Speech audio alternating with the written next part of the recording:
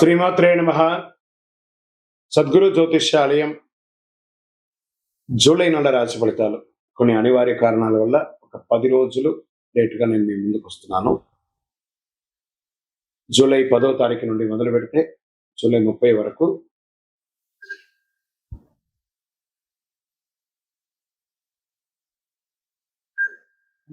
గ్రహాలన్నీ కూడా ఎలాంటి ఫలితాలు ఇవ్వబోతున్నాయి, ఈ 20 రోజుల్లో ఉద్యోగ, వ్యాపార, వ్యవహార, కుటుంబ అన్ని కూడా గోచార ప్రకారంగా ఎలా ఉన్నాయని చెప్పి మీ ముందుకు రాబోతున్నాను. జ్యోతిష్యం అంటే అందరికీ ఒక ఉత్సాహం. ఈ నెల నాకు ఎలా ఉండబోతుంది అనేది చాలా మంది గురుగారు ఈ నెల మీరు నాకు అందుబాటులో లేదు అనడం కొన్ని అనివార్య కారణాల వల్ల నేను కాస్త ఆలస్యంగా వచ్చాను. మీకు కలిగిన ఇబ్బందికి క్షమించండి. జ్యోతిష్యం పడుతున్న వర్షానికి ఒక గొడుగు మాత్రమే కానీ జ్యోతిష్యం జీవితం కాదు. ఈ యొక్క ఫలితాలన్నీ మీ యొక్క వ్యక్తిగత జాతకానికి ఒక 30% మాత్రమే వర్తిస్తుంది. జ్యోతిశాస్త్రరీత్యా మకర రాశి మిత్రులారా, 2026 జూలై 10 నుండి జూలై 30 వరకు శుభాశుభ ఫలితాలు వైదిక జ్యోతిష్ శాస్త్ర ప్రకారం మీకు ఎలా ఉంది 20 రోజులు అని అంటే, శని భగవానుని ప్రభావం అత్యంత కీలకంగా ఉంటుంది. శని మీ కష్టానికి తగిన ప్రతిఫలాన్ని అందించే స్థితిలో ఉన్నాడు. గురుగ్రహం ధనయోగాన్ని, జ్ఞానాన్ని పెంచుతున్నాడు. సూర్యుడు అధికార సంబంధిత వ్యవహారంలో పురోగతిని కల్పిస్తున్నాడు. కుజుడు ధైర్యాన్ని, శుక్రుడు కుటుంబ సౌఖ్యాన్ని, రాహు కొత్త అవకాశాన్ని, కేతు ఆధ్యాత్మిక చైతన్యాన్ని పెంచుతున్నాడు. ఇప్పుడు మీకు ఎలా ఉంటుందంటే, ఫస్ట్ ఆర్థికంగా ఎలా ఉండబోతుంది ఈ గ్రహాల నివారణ వల్ల. గత కొంతకాలంగా ఉన్న ఆర్థిక ఒత్తిడి తగ్గుతుంది. నిలిచిపోయిన బకాయిలు తిరిగి వస్తాయి. భూములు, ఇల్లు, వాహనాలు, పెట్టుబడులు పెట్టే అవకాశాలు ఉంటుంది. అనవసర ఖర్చులు తగ్గించుకుంటే చాలా మంచిది. మరి వ్యాపార పరంగా ఎలా ఉంటుంది? ఇవన్నీ చేసుకుంటే నెమ్మదిగా కానీ స్థిరమైన వ్యాపారం ఉంటుంది. నిర్మాణం, సిమెంటు, ఇనుపు, వ్యవసాయం, రవాణా, మైనింగ్, యంత్ర పరికరాలు, ఫైనాన్స్ రంగంలో ఉన్న వారికి మంచి ఆదాయాలు వచ్చే అవకాశాలు కనబడుతున్నాయి. ఇక ఉద్యోగం అంటారా, ఉద్యోగస్తులకి పదోన్నతి, కొత్త బాధ్యతలు, ఉన్నతాధికారుల ప్రశంసలు, మీరు చేసిన కృషికి ఎప్పుడు గుర్తింపు దక్కుతుంది. ఉద్యోగ మార్పు కోసం ఎదురుస్తున్న విదేశీయ ఉద్యోగం కోసం ఎన్నో రోజులుగా తపన పడుతున్న వాళ్ళు గెట్ రెడీ, మీ వీసా శాంక్షన్ అవుతుంది.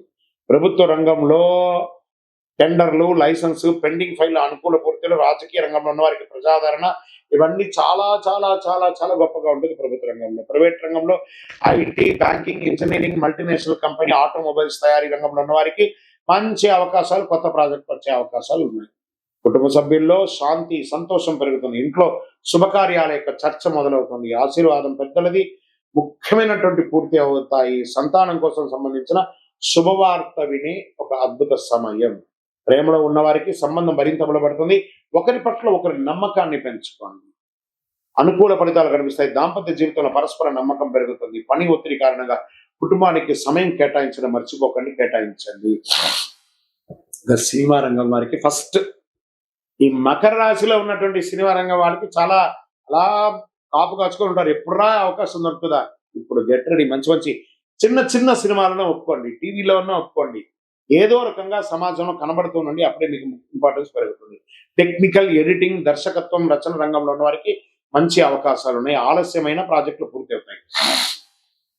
మీ కృషికి పెద్దల ప్రశంసలు కూడా లభిస్తాయి. ఇంకా కోర్టు వ్యవహారం వస్తారా, ఎన్నో రోజులుగా పెండింగ్ ఉన్నది, నెమ్మదిగా అయినా పూర్తి అవుతుంది. కానీ ఈ నెల పూర్తి కాకపోవచ్చు, కొంచెం వెయిట్ చేయాలి. పత్రాలు జాగ్రత్తగా పెట్టుకోండి. ఇక విదేశీ అవకాశాలు, ఉన్నత విద్య కోసం వెళ్ళాలనుకున్న వాళ్ళు మంచి ఒప్పందాలు, వీసా వ్యవహారాల్లో మంచి పురోగతి ఉంటుంది. వీసా కంపెనీలతో కొత్త సంబంధాలు ఏర్పడే అవకాశం ఉంటుంది. షేర్ మార్కెట్, దీర్ఘకాలిక పెట్టుబడులు, అది అనుకూల సమయం. నిర్మాణం, మౌలిక వసతులు, బ్యాంకింగ్, ఇంజనీరింగ్, ఇంధన రంగాల్లో పెట్టుబడి పెట్టండి. పవర్ రంగాల్లో కూడా పెట్టుబడి పెట్టండి. షార్ట్ టైం కాదు, లాంగ్ టైం. తొందరపాటు ట్రేడింగ్ వద్దు, మొత్తం పోతుంది. రియల్ ఎస్టేట్, భూమి, కమర్షియల్ ప్రాపర్టీస్ మీద ఇంపార్టెన్స్ పెట్టండి. కొనండి. ఇప్పుడు అమ్మడం కాదు, కరెక్షన్ వచ్చింది కాబట్టి కొనండి. పెట్టుబడి ఉంటే ఫ్యూచర్లో మీకు చాలా లాభం ఉంటుంది. సర్వీస్ సెక్టార్, రవాణా, logistic industries, education industries, health care, finance, ఇవన్నీ కూడా కలిసి వచ్చే అవకాశం ఉన్నాయి. ఆరోగ్యపరంగా కీళ్ళ నొప్పులు, నడుము నొప్పి, మోకాల సమస్య, ఇవన్నీ వచ్చే అవకాశాలు ఉంటాయి. కొంచెం నడక పెట్టండి. ఇంటిలో పెద్దవాళ్ళ ఆరోగ్యం జాగ్రత్త పడండి. రైతులకు తీసుకుంటే వ్యవసాయంలో స్థిరమైన లాభాలు కనబడతాయి. వరి, పత్తి, నువ్వులు, పుష్పధాన్యాలు, పశుపోషణ రంగంలో ఉన్న వారికి చాలా అనుకూలం. ప్రభుత్వ వ్యవసాయ పథకాల సబ్సిడీ కూడా పొందే అవకాశాలు ఉన్నాయి. విద్యార్థులకి engineering, chartered accounts, civils, banking, defence, విదేశీ విద్యకు సిద్ధమవుతున్న విద్యార్థులకు ఇది శుభకాలం. ఇంకా అదృష్టమైనటువంటి దినాలు 11, 15, 19, 23, 27, 30. అదృష్ట సంఖ్య 8, 4, 6. అదృష్ట రంగులు నీలం, నలుపు, బూడిద రంగు, యాష్ కలర్ అంటారు చూసారా, గ్రేలో యాష్ కలర్, అది బాగా వస్తుంది. అదృష్ట దిక్కు దక్షిణం అన్నమాట. ఈ నెల మీరు చేయవలసినటువంటి పరిహారం, శనైశ్వరుని దర్శించి నువ్వుల నూనెతో దీపం వెలిగించండి. ఓం శనైశ్వరాయ నమః అని చెప్పండి. హనుమాన్ చాలీసా పారాయణం చేయండి. ఉద్యోగం, వ్యాపారం, ఆరోగ్యం అన్ని కలిసి వస్తుంది. నల్ల నువ్వులు, నల్ల దుప్పటి, ఇనుప పాత్ర, చెప్పులు లేదా వృద్ధులకు భోజనం లాంటివి దానాలు చేయడం చాలా మంచిది. నిజాయితీని విడిచిపెట్టకుండా ముందుకు సాగితే ఈ కాలం మీ జీవితంలో విజయానికి బలవంతమైనటువంటి పునాదిగా ఏర్పడుతుంది. విజయోస్తు. వేయడం అనేది పవిత్రతకు ప్రతీక.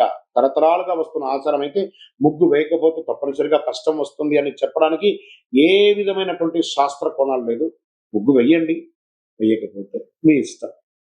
వేయకపోతే ఏదో తప్పు జరిగిపోతుంది అనేది భ్రమలోకి వెళ్ళకండి. కానీ వేస్తే శుభ్రంగా ఉంటుంది అనేది ముఖ్యం. ఆరోగ్యంగా ఉంటారు. ముగ్గు వేయడం శుభప్రదం, సాంస్కృతిక గొప్ప సంప్రదాయం. విజయోస్తు. తులసి మొక్క దగ్గర దీపం ఎందుకు పెట్టాలి? పెట్టకపోతే ఏమవుతుంది? ఈ తులసి మొక్క ప్రతి ఇంట్లో ఉంటుందండి. అది వచ్చి విష్ణు యొక్క స్వరూపం. కృష్ణ తులసి, రామ తులసి అని 2 తులసి ఉంటుంది. దీపం పెట్టాను దేవుడు అని చెప్పేసి ఆ చెట్లోకి తీసుకుపోయి కొంతమంది పెడతారు. ఆ వేడికి ఆ కరిగిపోతూ ఉంటుంది. అవసరమా? తర్వాత ఆ చెట్టు మొదలు కింద పెడతారు, అవి కూడా కరిగిపోతాయి. చూడండి, తులసి మొక్క పెట్టిన దీపం దగ్గర పెట్టడం వల్ల పెట్టిన దీపము షింక్ అయిపోయి ఉంటుంది. ఆ యొక్క ఆకులంతా ఖచ్చితంగా దీపం పెట్టాలి తులసి మొక్క దగ్గర. ఆ కోటలాగా ఉంటుంది కదా, బయట పెట్టండి. ఒక చిన్న ముగ్గు వేసి ఆ దీపాన్ని బయట పెట్టండి. అది మన వైదిక సంప్రదాయ ప్రకారం ఒక అద్భుతమైనటువంటి శక్తిగా భావిస్తాం. మహావిష్ణువుకి దీపం వెలిగించడం. ఎక్కడైతే ఎవరు మహావిష్ణు, తులసి, ఆ యొక్క తులసికి ఏ దీపం వెలిగిస్తున్నాం? లక్ష్మీపరమైనటువంటి దీపాన్ని వెలిగిస్తున్నాం.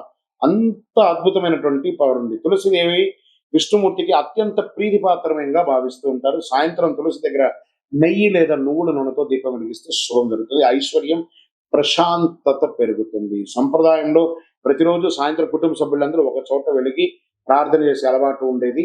ఇంట్లో భక్తి, క్రమశిక్షణ, ప్రశాంతత పెరుగుతుంది. ఆ దీపం కొండెక్కేంత వరకు రాత్రి ఆహారం తీసుకోరు చాలా మంది.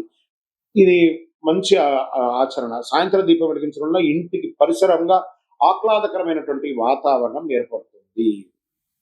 తులసి మొక్క యొక్క స్వభావమే స్వయం సువాసన, ఔషధ గుణాలు కలిగి ఉన్నటువంటి అద్భుతమైనటువంటి ఒక కల్ప వృక్షం.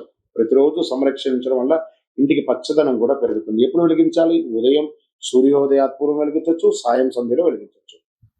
కార్తీక మాసంలో ప్రతిరోజు తులసి దగ్గర దీపం వెలిగించడం వల్ల విశేషమైనటువంటి ఫలితాలను పొందే అవకాశాలు బాగున్నాయి. ఏ నూనెతో వెలిగించాలంటే నువ్వుల నూనె లేదా ఆవు నెయ్యితో వెలిగించండి. విశేషమైన ఫలితాలు పొందుతారు.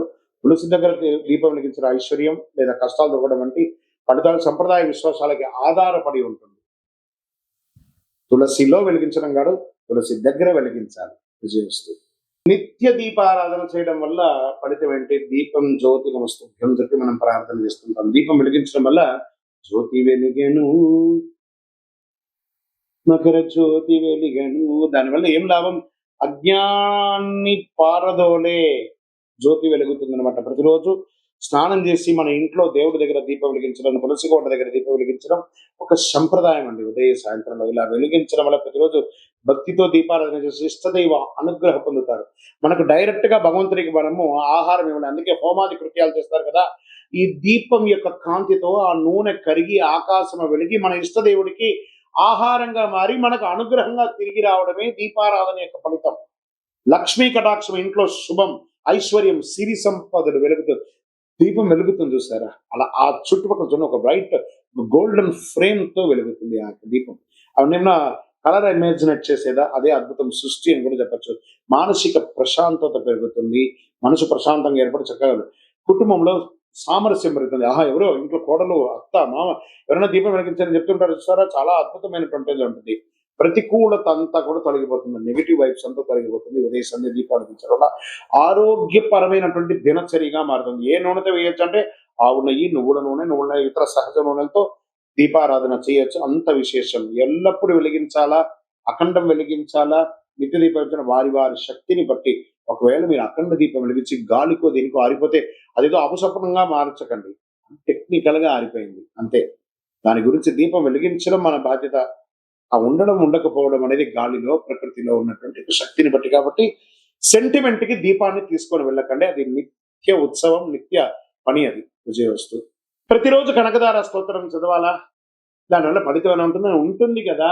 ఒక పేద ముసలి ఆవిడ ప్రార్థన చేస్తూ ఉంటే ఆదిశంకరుల వారు భిక్షాటనకు వెళ్ళారు. భవదీ భిక్షాన్ దదాతు దేహి కదవతి భిక్ష, మీరు నాకు దానం ఇస్తున్నారంటే ఆ ఒక బ్రహ్మచారి కుర్రోడు వచ్చాడు కదా అని చెప్పి ఇల్లంతా తిరిగి వెతికితే ఎక్కడ కనబడపోతే ఒక కుళ్ళిపోయిన ఒకే ఒక ఉసిరికాయ మాత్రం ఉండిందట ఆ పేద ఆవిడ దగ్గర, కాలడి క్షేత్రంలో.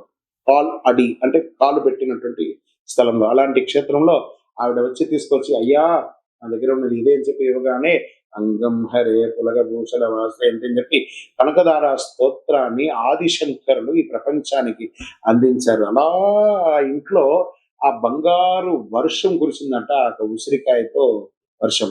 ఆ కనకదార స్తోత్రం చదవండి, 2 పూటలా చదవండి లేదా వినండి. యూట్యూబ్ లో వస్తున్నాయి, టీవీలో వస్తున్నాయి. ఆ అడ్వర్టైజ్మెంట్ తో కాదు, డౌన్లోడ్ చేసుకొని వింటూ ఉండండి. ఎలా అద్భుతమైనటువంటి ఫలితాలు పొందుతారంటే ఐశ్వర్యం, ఆనందం, ఆరోగ్యం, అన్ని రకాలైనటువంటి ఫలితాలను పొందుతారు. ఆ కనకదార స్తోత్రంలో అంత పవర్ ఉంది. విజయవస్తు.